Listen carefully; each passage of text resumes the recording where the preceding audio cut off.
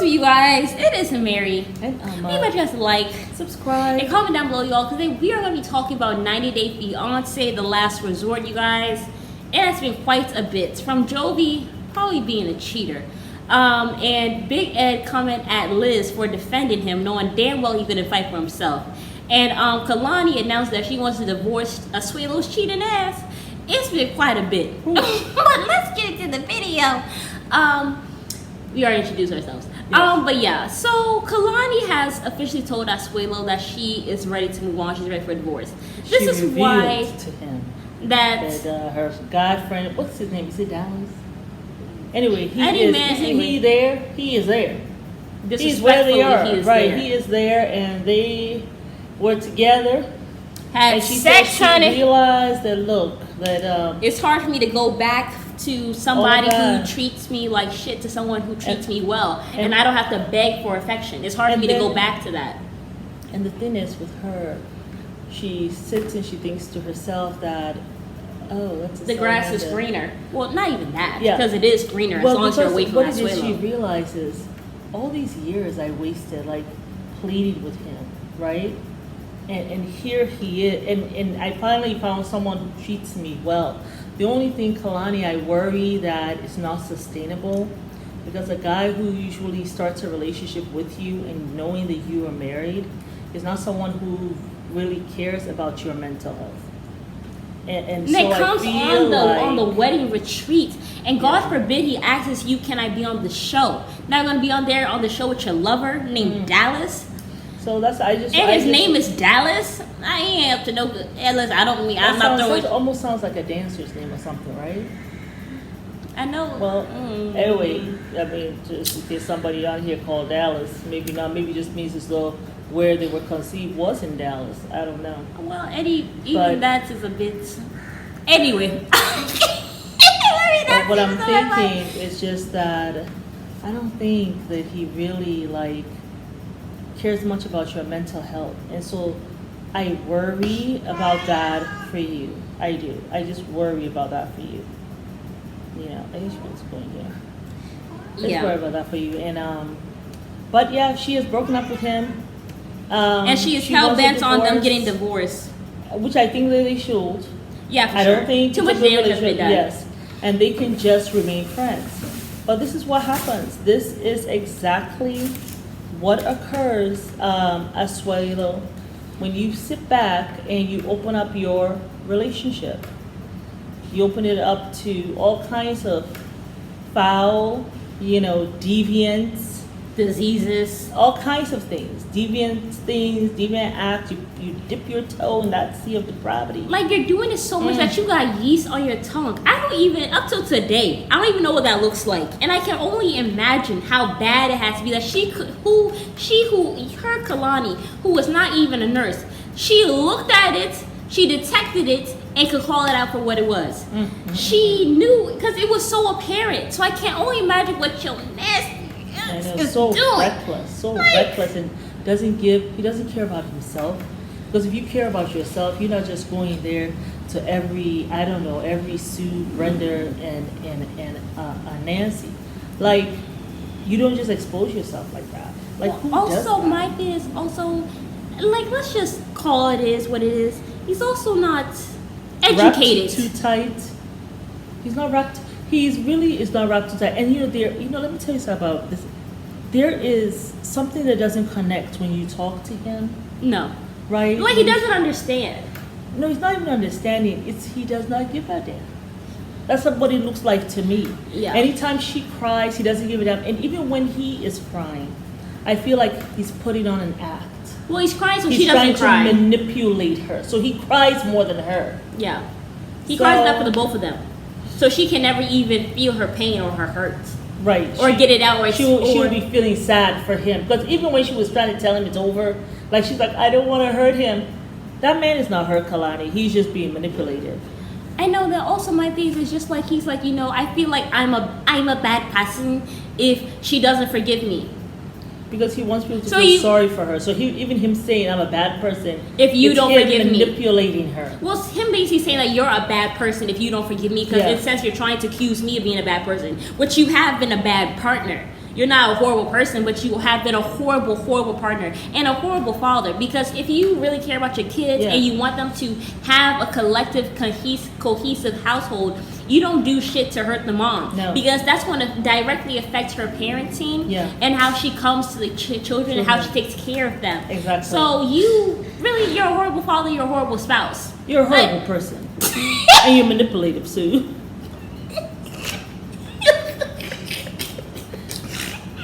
But he puts on that little baby face. Let me just put the icing on the cake. We start to feel sorry for him. It's like, oh, look at his baby face. He feels so bad. He's holding his head like this. He's putting these. Whenever I feel bad for Asuelu, I just remember him on the table with his genitals and his butt cheeks out as he was holding some towel over his genitals while the fire was about to catch the towel on fire. That's what I see. So I don't feel this was on the show when he was trying to give her some striptease. Had his whole buttocks. Apparently he's tatted from the back of his neck all the way. Even his butt is tatted up. And he was doing some striptease, and then he was like on top of some table, and there was some fire coming out of the table, like a fire pit. In him. There's just when it comes to I don't need to hear no more. he's very deviant with it, you know. I just wonder if something happened with him during his childhood. You just always wonder when people are so reckless when it comes to S, you know. You just wonder about that. Yeah, anyway, let's go ahead and talk about Ed and Jovi. Let's talk about another reckless person who was also a horrible father and a horrible partner. Oh, no, Jovi. he's a horrible person. He's a horrible person. Awful. He's actually is. I can agree with you on that. Shut up to Yara. Just as though it was just part of the course. This is how I talked to her. Shut up, Yara. I was just like... Don't and at ever first she tell me doesn't react. It was as if she's used to hearing that. It wasn't until Liz looked shocked, and so did Angela, that she... said, well, I think she was as shocked that he said it in public. No. I think she was a bit shocked that he said it in public. He usually tells her that. She's used to him telling her that. Yeah, for sure. So, that's the thing. And I feel like the man is cheating. He is cheating. I do feel like Ed talking about how Ed saying that, because what happened was Jovi was like, how you gonna rat on me, Ed, or whatever, and stuff like that. The women had walked away. He wasn't saying all this bullshit about time. But then when the women came and Yara was like, Ed was truthful, and then Liz was like, yeah, he did the right thing or whatever. That's when Ed got the cojones and now he's saying extra stuff to Jovi. And then he was like, well, did you tell your daughter where you were last night? Did you tell your daughter where you were? Did you tell your daughter that you were at the strip club? And they said, don't you dare talk about my daughter. The man looked like he wanted to slip and fall in his little slippers on the boat. I was just like, Jovi. Two of them, I don't know who will win the fight. Because Ed, just because he is fatter than him, I feel as though he might be able to sit on him. But Jovi has zero muscle. Like, there's not even one muscle in that arm. He's very skinny. And he doesn't work out at all. There's no weight behind the skinniness. There's some skinny men who got some muscle, like they might surprise you. He ain't got none of that. It's just this. So I have no idea who will win that fight. But then again, I don't know if Ed will be able to see his opponent. So we're doing this short film. I don't know who will win. I mean, I guess Ed could trip him up. Who will win between Ed and Jovi? Who did you think will I have to do a poll on that. Because let me tell you, Jovi's little wrist seemed very small to me. His wrist was half of mine. His wrist was like this much. I don't know how you gonna punch Ed with this much wrist, Jovi. Oh my god. I mean, but it didn't even look like he once punched him. Like he slid, like he went like this, like he would have fallen head first. Slipped.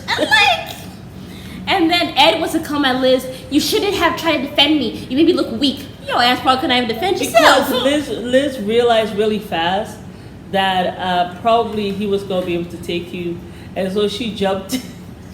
Liz figured that she's stronger than you, Ed. And why does she figure that? Because every time you gotta pick up your suitcase, she got carried. She got carried. You have to carry it because you tell her you're back.